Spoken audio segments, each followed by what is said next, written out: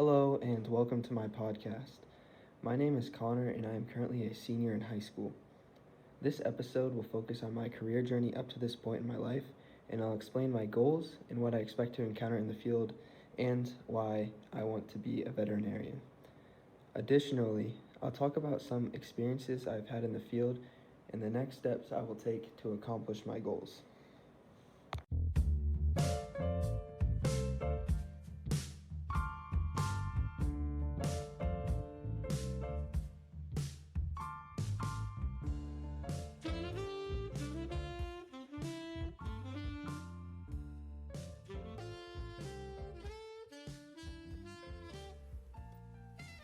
Alright, so let's start out with why I want to be a vet.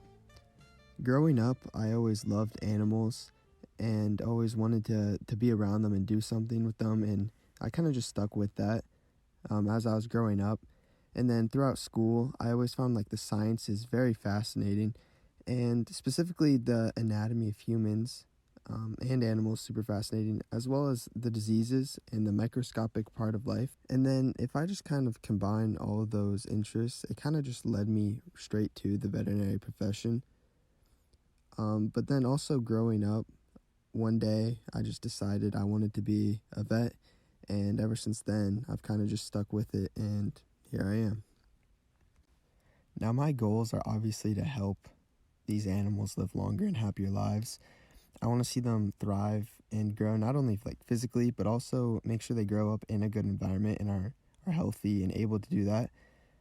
And I expect to, at this point, to help all kinds of animals. I'm not sure if I want to go into a domestic practice or a farm animal, like a large animal practice. I have been looking into possibly like a mixed practice where I'd be helping not only domestics like dogs and cats, but also be able to help large animals like farm animals such as cows, goats, and other animals like that. And one thing that I really look forward to is each patient is almost like a puzzle to solve and how to give them the best care. Each animal is unique, so in that aspect it won't get repetitive, even though there might be similar underlying causes. And I'm not too worried about the process of actually becoming a vet. Obviously the schoolwork will be hard and it'll take a lot of work, but I'm most worried about the emotional side and not getting too attached to the animals you're helping, because everyone knows the hardest part, especially when you're starting out, is when the animals are too sick to help, and that the best way to help them is to just euthanize. Now, to move on from that sad note, allow me to introduce our special guest for this episode. He is someone who I've always looked up to and go to whenever I need advice, because he will give it to me whether I like it or not. Please welcome my father to this episode.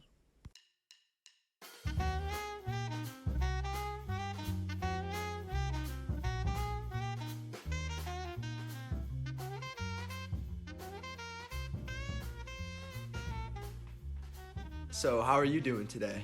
I'm doing quite well, thank you. Thank Good, you for good. asking. All right, I guess let's hop straight into it. I'll let you start off by explaining a little bit about what you do for your job. So I am the director of finance for a mutual fund wholesale company.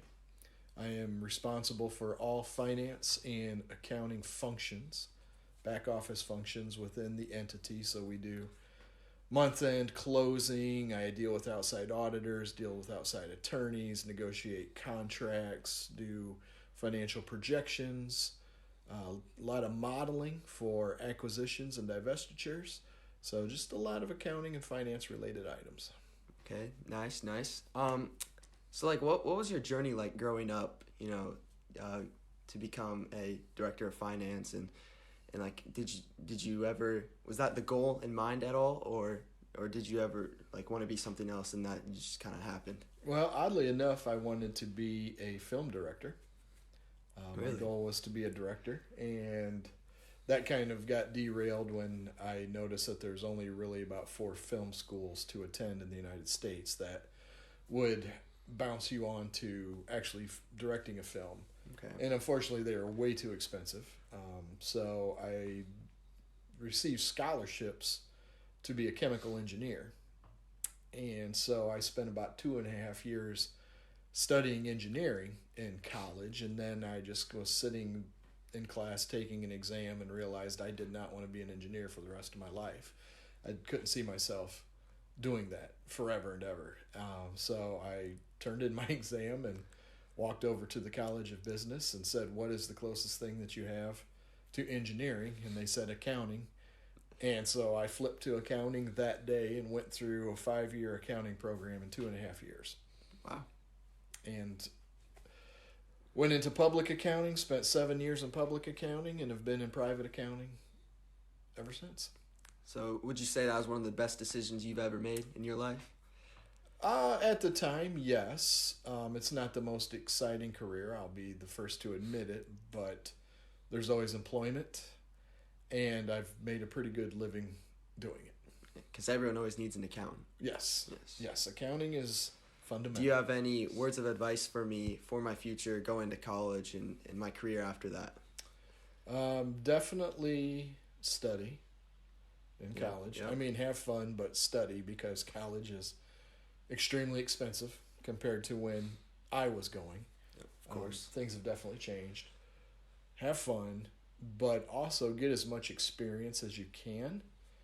As I get older, in my profession at least, and I look for new hires, I focus more on people with experience rather than degree. People coming out of college, usually, if they don't have the experience behind it or a mentorship or an internship, they don't know what they need to do, and there's an awful lot of training. If you can get a mentorship or an internship, you definitely have that experience behind you that will put you with a leg up, because you've seen what can happen. You've been working in the field. You've dealt with issues rather than just being strictly in academia. So definitely get as much experience as you can. So you would say getting that experience is almost more important than getting the degree itself? I would agree with that. The degree is needed because it shows you've studied, you understand, you know what's going on. But just getting that experience, I'm the older I get, the more and more I believe that people should go to school for a semester, study, take the classes, learn, but then the next semester it's hands-on experience, an internship if at all possible, and then back for studying, and then another semester of internship, because that way you can actually put what you learn into practical experience, and it will help you then learn more as you go. Yeah, I'd agree with that, because my mentorships that I've gone to, I've known like some things about it, but then while I'm there, like applying those things, like helps me learn more about it, and it like gets it more like ingrained in my head. So like I know how to like make sure I know how to do those things. I agree 100%. I like that ingrained in your head. It definitely does. You can put what you learned into practical application, and it just makes sense then. Yep, absolutely. Now, just to end things off here, when I was growing up, did I ever show signs of wanting to become a vet? Was there any other profession you thought I might go into that I'm not like on the path of right now? Like what was that like when I was a child? Well, I always figured you would try to become a professional baseball player because you love baseball. You used to eat, drink, breathe it, and focus on it. It does not surprise me that you decided you wanted to become a vet. You have always been into animals. The very first dog that we had, you were all over him half the time and worrying and fretting about him, but he was also close to your best friend, running around. You loved going to the zoo. You loved asking about animals and reading about animals and studying about animals. And now with the dog we have now, you guys are constantly hanging out and together, joined at the hip. So I'm not surprised that being a veterinarian is the route you want to go. All right, well, thank you for joining me today. Thank you for your words of wisdom. I really appreciate it. And thank you for having me. It was fun. Have a great rest of your day. You too. All right, another quick thank you for my dad for coming onto the podcast and sharing his wisdom with me and to you guys. Now, for the second half of the podcast, I'll just be going over some experiences I have had in this profession so far and some of the next steps I will take to accomplish my goals. This first semester of my senior year, I was fortunate enough to shadow at the Ohio State University Hospital for Farm Animals. It was kind of my first introduction of actually seeing a veterinary practice behind the walls, and I really enjoyed it. I got to see basic procedures like castrations and a few more advanced procedures such as a facilitated ankylosis, just to name one. It was a very good introduction, like I said, and it got me really interested to see the differences between the farm animals, the large animal practices, and the domestic small animal practices. The small animal practice and the large animal practice weren't too different from each other. Obviously, the large farm animal facility was bigger because the animals were larger, but it was also just less intimate because the animals themselves weren't pets necessarily. They were used for the owners to make a living, whereas in the small domestic facility, the animals were pets and you wanted to make sure they got the best care, and the owners were willing most of the time to go through or to pay for anything to make sure their animal got the best care.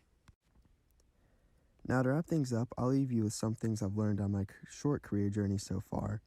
The first and most important thing I've learned is that time management, it should be your number one priority. You really need to learn how to manage your time just so you don't fall behind, because your schedules can get really busy, but also just to make sure you allow yourself time to complete your work and understand everything that you need to. Number 2, make sure you can ask questions. The best way to learn something is to ask a question as you're experiencing it and to make sure you truly understand what is happening. And if you can't ask a question right away, make sure to write it down, because you will forget it if you don't write it down.